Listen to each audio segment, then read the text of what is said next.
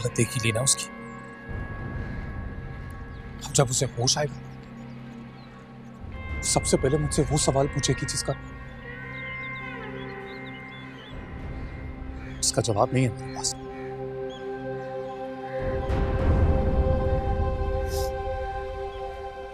और अगर कि खुदा ना ख्वास्ता उसे होश ही नहीं आया तो सब कुछ हमारी ख्वाहिश के मुताबिक होगा।